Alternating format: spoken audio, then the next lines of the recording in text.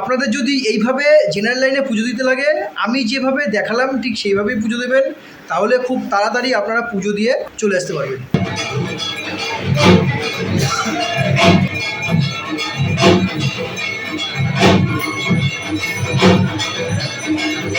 ঘড়িতে এখন সময় ঠিক 4:30, আর এই মুহূর্তে আমরা বেরিয়ে পড়লাম। আজকে আপনাদের সামনে উঠে আসবে তারাপীঠের সম্পূর্ণ ব্লগ। তারাপীঠে কীভাবে যাবেন, কোথায় থাকবেন, কীভাবে পুজো দেবেন, কি কি দর্শন করবেন, সব কিছু থাকছে আজকে আমার এই ভিডিওতে। এবং তারাপীঠ ব্লগের পাশাপাশি থাকছে নতুন একটি হোটেলের ভিডিও। সঙ্গে থাকবেন, সাপোর্ট করবেন। হ্যালো বন্ধুরা, গুড মর্নিং। আরও একটি নতুন কন্টেন্ট জার্নিতে তোমাদের সকলকে স্বাগত জানাই। আজকে আমি এই মুহূর্তে দাঁড়িয়ে আছি শিয়ালদা স্টেশনে। সকাল 7:20 শিয়ালদা থেকে মাতারা এক্সপ্রেসে করে আমি আজকে যাচ্ছি তারাপীঠে। শিয়ালদা মাতারা এক্সপ্রেস দিয়েছে 7 নম্বর প্ল্যাটফর্মে। 7:20 শিয়ালদা মাতারা এক্সপ্রেস 7 নম্বর প্ল্যাটফর্ম। চলুন আপনাদের এখন 7 নম্বর প্ল্যাটফর্মে নিয়ে যাই। এটা হলো 7 নম্বর প্ল্যাটফর্ম মাতারা এক্সপ্রেস। শিয়ালদার দিক থেকে প্রথম বগি জেনারেল, এবং একদম সামনে নিয়ে যাচ্ছি ওখান থেকে দুটো বগি হলো জেনারেল। দেখুন, এটা হলো জেনারেল।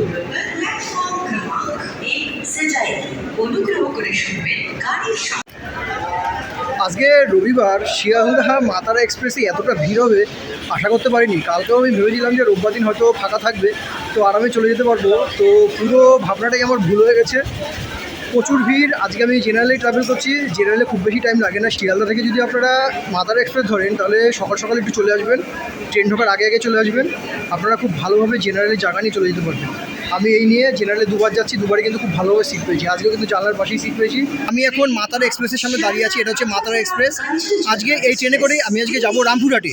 আর রামপুরহাট থেকে আপনারা কিভাবে তারামায়ের মন্দিরে পৌঁছাবেন তার সম্পূর্ণ রাস্তাটা আমি আপনাদের সঙ্গে শেয়ার করব। আপনারা দেখে নেবেন কোথা থেকে অটো ধরবেন, অটো ভাড়া কত, সব কিছু আমি আপনাদের সঙ্গে শেয়ার করে দেবো।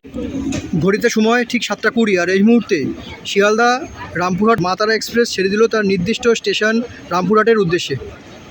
আপনারা যদি সকাল সকাল তারাপীঠের মন্দিরে যেতে চান, তাহলে শিয়ালদা থেকে দুটো ট্রেন ছাড়ে। একটা হচ্ছে 6:50 শিয়ালদা কাঞ্চনজঙ্ঘা এক্সপ্রেস, আর একটা হচ্ছে 7:20 মাতারা এক্সপ্রেস। আপনারা এই দুটো ট্রেনে করেই সকাল সকাল চলে যেতে পারবেন রামপুরহাটে। মাতারা এক্সপ্রেসে যদি আপনারা যান, তাহলে মাতারা এক্সপ্রেসে শিয়ালদা থেকে ছাড়ার সময় 7:20, এবং এই ট্রেনটি তারাপীঠে প্রবেশ করবে, অর্থাৎ রামপুরহাটে প্রবেশ করবে সকাল 11:55 টাইম। সেখানে 11:55 থেকে 12টার মধ্যে আপনারা স্টেশনে পৌঁছে যাবেন। সেখান থেকে আপনারা তারাপীঠের মন্দিরে পৌঁছাতে আর আধা ঘন্টা, অর্থাৎ 12:30টার মধ্যে আপনারা তারাপীঠের মন্দিরে পৌঁছে যাবেন। আর যদি মনে করেন যে না, আপনারা কাঞ্চনজঙ্ঘা এক্সপ্রেস ধরে যাবেন, তার 1 ঘন্টা আগে আপনারা তারাপীঠে পৌঁছে যাবেন, অর্থাৎ 11টার মধ্যে আপনারা তারাপীঠে পৌঁছে যাবেন। তো মূলত এই দুটো ট্রেন করে আপনারা তারাপীঠে পৌঁছে যেতে পারেন মা তারার দর্শন করার জন্য।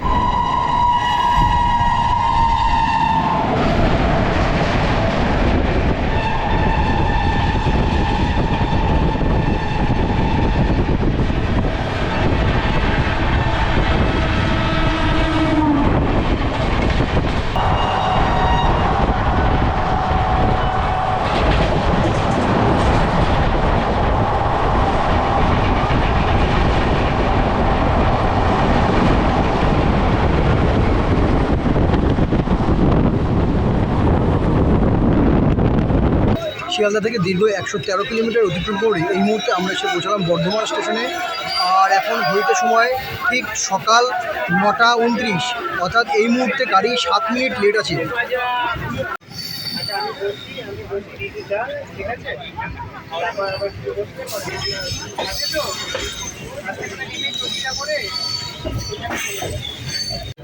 শিয়ালদা থেকে দীর্ঘ 160 কিলোমিটার অতিক্রম করে আমরা এখন পৌঁছালাম বোলপুর শান্তিনিকেতন রেলওয়ে স্টেশনে। আর এখন এই মুহূর্তে শান্তিনিকেতন ক্রস করে আমরা বেরিয়ে যাচ্ছি।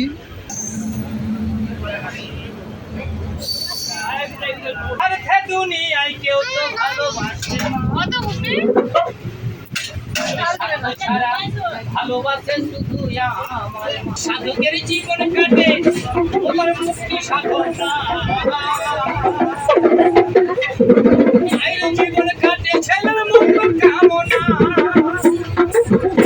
তাই নকুল বলে মা ছাড়াই আর অন্য কেহ নাই, পশু বলে মা ছাড়াই আর অন্য কেহ নাই। সাত ছাড়া ভালোবাসে শুধুই আমার মাই, সাত ছাড়া ভালোবাসে শুধুই আমার মাই। সাত ছাড়া বন্ধু বান্ধব কাছে আসে না, বিনা স্বার্থে দুনিয়ায় কেউ ভালোবাসে না। স্বার্থ ছাড়া ভালোবাসে শুধুই আমার মা, স্বার্থ ছাড়া ভালোবাসে শুধুই আমার মা, স্বার্থ ছাড়া ভালোবাসে শুধুই আমার মা। ফাইনালি 225 কিলোমিটার অতিক্রম করে আমরা এখন পৌঁছালাম রামপুরহাট স্টেশনে। এখান থেকে স্টেশনের বাইরে যাব। স্টেশনের বাইরে গিয়ে অনেক টোটো, ম্যাজিক গাড়ি, অটো এগুলো দাঁড়ানো থাকে। ওখান থেকে দেখব তারাপীঠ মন্দিরে যাওয়ার জন্য কত টাকা ভাড়া নিচ্ছে। চলুন আপনাদের সঙ্গে শেয়ার করে দিই। শিয়ালদা রামপুরহাট আপনাদের 3 নম্বর প্ল্যাটফর্মে দেবে রামপুরহাট স্টেশনে। সেখান থেকে আপনাদের চলে আসতে হবে 1 নম্বর প্ল্যাটফর্মে। 1 নম্বর প্ল্যাটফর্মে এসে 1 নম্বর প্ল্যাটফর্মের বাইরে যাবেন। ওখানে দেখবেন প্রচুর ম্যাজিক গাড়ি, অটো এগুলো দাঁড়ানো থাকে। ওখান থেকে আপনারা গাড়ি ধরে নেবেন। আমি এখন দাঁড়িয়ে আছি রামপুরহাট স্টেশনের একদম বাইরে, 1 নম্বর প্ল্যাটফর্ম থেকে জাস্ট বাইরে বেরিয়ে আসলাম। এখান থেকে আপনারা কিভাবে যাবেন? এখান থেকে আপনারা তারাপীঠে যাবেন। একটা হচ্ছে একদম স্টেশনের বাইরে অনেক ম্যাজিক গাড়ি, অটো এগুলো দাঁড়ানো থাকে, টোটো দাঁড়ানো থাকে, তাতে করেও যেতে পারেন। আর একভাবে যেতে পারেন, এখান থেকে বেরিয়ে কিছুটা আগে গেলে একটু মেন রোডে যাবেন। মেন রোডে গিয়ে ওখান থেকেও ম্যাজিক গাড়ি, অটো এগুলো ছাড়ে, ওখান থেকেও যেতে পারেন। আপনারা যদি একদম স্টেশনের বাইরে ম্যাজিক গাড়ি নিয়ে যান তাহলে সেখান থেকে ভাড়া নেবে 50 টাকা। আর যদি একটু হেঁটে মেন রোডে যান ওখান থেকে আপনারা 40 টাকা ভাড়া দিয়ে চলে যেতে পারবেন তারাপীঠ মন্দিরে। এটা হচ্ছে গেট। আপনারা ঠিক এই গেটের সামনে চলে আসবেন। এইখান থেকে অনেক ম্যাজিক গাড়ি যায়। এখান থেকে আপনারা 40 টাকা ভাড়া দিয়ে চলে যাবেন। আমি এই মুহূর্তে এসে পৌঁছালাম তারাপীঠ মন্দিরের ঠিক যাওয়ার রাস্তার মুখে। এই রাস্তা থেকে আপনাদেরকে চলে যেতে হবে তারাপীঠ মন্দিরে। আর আমি এখন ঠিক এই রাস্তার মোড়ে দাঁড়াচ্ছি। আপনারা যখন ওখান থেকে ম্যাজিক গাড়ি করে আসবেন তখন এইখানটা ড্রপ করে দেবে। এটার নাম হচ্ছে দ্বারকানাথ। ঠিক এই জায়গাটায় দাঁড় করিয়ে দেবে। এখান থেকে আপনাদের এই সাইড থেকে তারাপীঠ মন্দিরে চলে যেতে হবে পুজো দেওয়ার জন্য। আর যদি আপনারা হোটেল নিয়ে থাকতে চান তাহলে এদিকেও আছে অনেক হোটেল, তার পাশাপাশি এদিকেও আছে অনেক হোটেল। এদিকে ভার্সব আশ্রমও আছে। এদিক থেকে আপনারা ভার্সব আশ্রমে থাকতে পারেন বা যে কোনো হোটেল আপনারা নিয়ে থাকতে পারবেন। আমি এখন দাঁড়িয়ে আছি হোটেল এসএসে। তারাপীঠে এসে হোটেল এসএস একটি বাজেট হোটেল। এই বাজেট হোটেলে আমি এখন এসে উঠেছি। এখানে আমি একটা রুম নিয়েছি, 101 নম্বর রুম। চলুন 101 নম্বর রুমটা আপনাদের একবার দেখিয়ে দিই। আমাদের রুমটা দিয়েছে রুম নম্বর 101। রুম নম্বর 101টা দেখাই।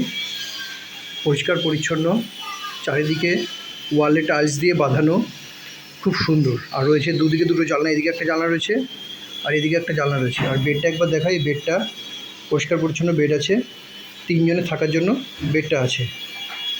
আর এখানে রয়েছে একটা ওয়ার্ড্রপ। ওয়ার্ড্রপটা খুলে একটা দেখাই। ওয়ার্ড্রপের ভেতরে আপনারা পেয়ে যাবেন একটি ব্ল্যাঙ্কেট, খুব বড় সড়ো অনেক জায়গা আছে। আর এখানে আপনারা পেয়ে যাবেন একটি বড় সাইজের মিরর। আর রয়েছে একটি ছোট্ট ড্রেসিং টেবিল টাইপের। এখানে আপনাদের প্রয়োজনীয় জিনিসপত্র আপনারা এখানে রাখতে পারবেন। আর এই হচ্ছে ওভারঅল ঘর। উপরে রয়েছে একটি সিলিং ফ্যান চলছে, রয়েছে একটি টিউবলাইট এবং একটি নাইট ল্যাম্প। এবার ওয়াশরুমটা আমি আপনাদের সঙ্গে একটু শেয়ার করি। এটা হচ্ছে ওয়াশরুমটা পরিষ্কার পরিচ্ছন্ন আছে। ওয়েস্টার্ন কোমোড রয়েছে, উপরে গিজারের পয়েন্ট করা আছে, কিন্তু গিজার সিস্টেম এখনও চালু হয়নি। উপরে রয়েছে শাওয়ার, নিচে রয়েছে বালতি অ্যান্ড মগ। আর এখানে রয়েছে সাবান কেস রাখার জায়গা। তারাপীঠে কম বাজেটের মধ্যে এই একটা হোটেল আমি পেয়েছি, হোটেল এসএস। রুমটা আমি আপনাদের দেখালাম। এই রুমটার ভাড়া পড়ে গেল 400 টাকা। যদি আপনাদের রুমটা পছন্দ হয়ে থাকে তাহলে অবশ্যই কমেন্টসে জানাবেন। এবং আমি হোটেলের নাম্বার স্ক্রিনে দিয়ে দিচ্ছি, সেই নাম্বারে ফোন করে আপনারা বুকিং করে নিতে পারবেন। এখন ঘড়িতে সময় বাজে 6:30। এই সন্ধ্যেবেলা এখন যাব তারাপীঠে তারাবাইয়ের দর্শন করতে। এখন সন্ধ্যা আরতি হচ্ছে।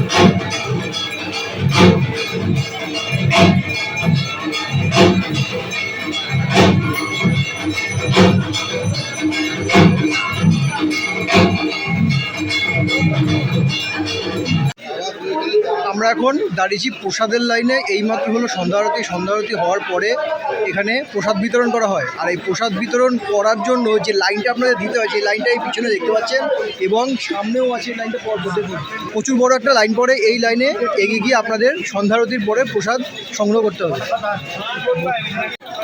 এটা হলো তারাপীঠের রাতের দৃশ্য, দেখুন।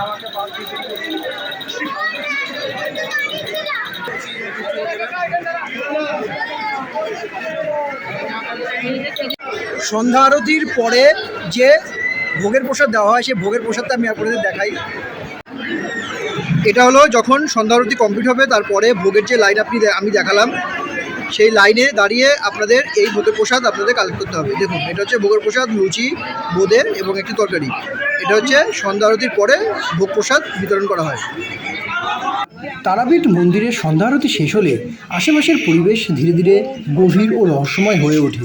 মহাশ্মশানে তখন ধূপ, আগুন ও চিতার ধোঁয়া এক অদ্ভুত আবহ তৈরি করে। তান্ত্রিক ও সাধুরা তাদের সাধনায় নিমগ্ন থাকেন। জয় মা তারার ধ্বনি মাঝে মাঝে শোনা যায়। চারপাশে গভীর নীরবতা ও এক ধরনের শক্তি অনুভূতি হয়। তারাপীঠে মহাশ্মশানকে সিদ্ধপীঠ বলা হয়ে থাকে। বিশ্বাস করা হয় এখানে সাধনা করলে মা তারা দ্রুত প্রসন্ন হন। মৃত্যু ও জীবনের মধ্যেকার রহস্য উপলব্ধি করা যায়।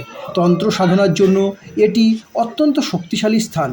রাতে গেলে কেউ একা না যাওয়াই ভালো। স্থানীয় নিয়ম ও সাধুদের প্রতি শ্রদ্ধাশীল থাকা জরুরি। ছবি তোলা বা ভিডিও করা অনেক সময় নিষিদ্ধ হয়ে যেতে পারে। ভয় বা কৌতুক নয়, ভক্তি ও শ্রদ্ধা নিয়েই তারাপীঠ মহাশ্মশানে যাওয়া উচিত। সন্ধ্যা আরতির পর মহাশ্মশান দর্শন শুধুমাত্র একটি ভ্রমণ নয়, এটি এক ধরনের আধ্যাত্মিক যাত্রা, যেখানে জীবন, মৃত্যু এবং শক্তির গভীর অনুভব একসাথে মিশে থাকে। আমি এখন চলে এসেছি জেনারেল লাইনে। এটা হলো জেনারেল লাইনে যে পুকুরটা দেখতে পাচ্ছেন, জীবন্ত পুকুর এখন এই মুহূর্তে কাজ হচ্ছে। আর এই জীবন্ত পুকুরের সাইড থেকে যে রেলিং দেওয়া আছে একদম পুকুরের পাশ থেকে, এখান থেকে হচ্ছে জেনারেল লাইন হবে।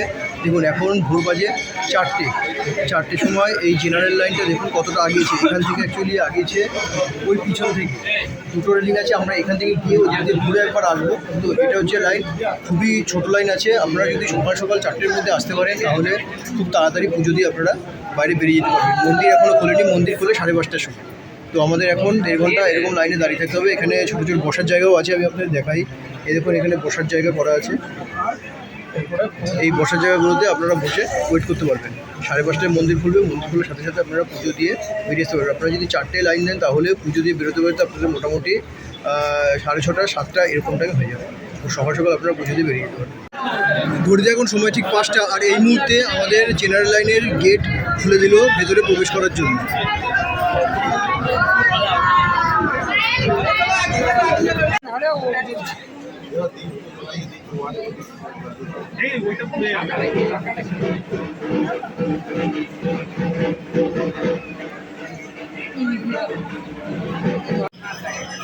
সকাল খুব ভালো লাগলো পুজো দিয়ে।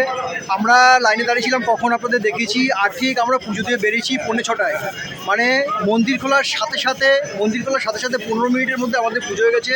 তো আপনারা আমার মতনই ঠিক সকাল 4টের সময় এসে লাইন দেবেন। অবশ্যই আপনারা তাড়াতাড়ি পুজো দিয়ে মাকে দর্শন করে বেরিয়ে আসতে পারবেন। জয় মা তারা, জয় জয় তারা। শাক্তমতে প্রত্যেক শক্তিপীঠে একজন করে ভৈরব থাকেন, ঠিক তেমনি তারাপীঠেও আছেন। মা তারার ভৈরব হলেন চন্দ্রচূড় ভৈরবনাথ।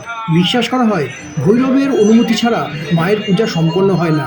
তাই অনেক ভক্ত আগে ভৈরবনাথের দর্শন করে তারপর তারাপীঠ মন্দিরে যান মায়ের পুজো দেওয়ার জন্য। তারাপীঠ মেন মায়ের মন্দিরে ঠিক সামনে রয়েছে সাধক বামাখ্যাপার মন্দির এবং পাশেই রয়েছে প্রভু গণেশজির মন্দির। আপনারা ওখানে অবশ্যই একবার পুজো দিয়ে আসবেন। তো আপনাদের যদি এইভাবে জেনারেল লাইনে পুজো দিতে লাগে, আমি যেভাবে দেখালাম ঠিক সেইভাবেই পুজো দেবেন, তাহলে খুব তাড়াতাড়ি আপনারা পুজো দিয়ে চলে আসতে পারবেন। এটা হচ্ছে শ্রী বামাখ্যাপার আশ্রম মন্দির। আমি আশ্রম মন্দিরটা আপনাদের একবার দেখা। এটা হচ্ছে বামাখ্যাপার আশ্রম মন্দির। জয় বাবা। এখানে স্বয়ং বামাখ্যাপা বিরাজমান। আমি এখন যে জায়গায় দাঁড়িয়ে আছি এই জায়গা খুবই ঐতিহ্যবাহী একটি জায়গা। এখানে বামাখ্যাপা মা তারা সাধনা করতেন। এখানে মা তারার চরণ পাদুকা আপনারা পাবেন এবং তার পাশেই পেয়ে যাবেন বামাখ্যাপার সমাধিস্থল। এটা যে সোজা যে মন্দিরটা দেখতে পাচ্ছেন এটা হচ্ছে বামাখ্যাপার সমাধিস্থল। আর এই যে মন্দিরটা দেখতে পাচ্ছেন এখানে রয়েছে মা তারার চরণ পাদুকা। এখানে আপনারা এসে মা বামা খেপার সমাধিস্থল এবং মাতারা চরণ পাদুকা দুটোই দর্শন করতে পারবেন এবং পুজোও দিতে পারবেন। আমি এখন আপনাদেরকে নিয়ে যাচ্ছি মায়ের জীবন্ত পুকুরে। জীবন্ত পুকুরটা আমি আপনাদের একবার দেখিয়ে দিই। এটা হলো মায়ের জীবন্ত পুকুর। এই পুকুরটা এই মুহূর্তে সংস্করণের কাজ চলছে। দেখুন সুন্দরভাবে এই পুকুরটা এখন বাঁধাইয়ের কাজ চলছে। আর এই জীবন্ত পুকুরের সোজাসুজি আপনারা দেখতে পাচ্ছেন তারা মায়ের মন্দির। এখানে প্রতিনিয়ত ভান্ডারা খাওয়ানো হয়। বড়লোক থেকে গরিব লোক প্রত্যেকে এখানে আসে ভান্ডারা খাওয়ার জন্য।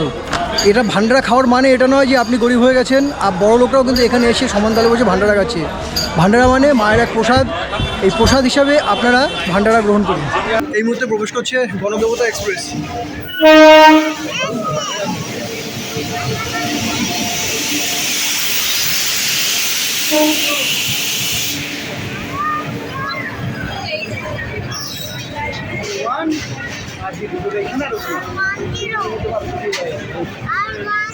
তো এটা হচ্ছে আমাদের D1 কোচ, 108 সিতে চেয়ার কার কোচ। এটা নতুন LHB কোচ দেওয়া হয়েছে। এর আগে এটা LHB কোচ ছিল না, এটা নতুন LHB কোচ দেওয়া হয়েছে।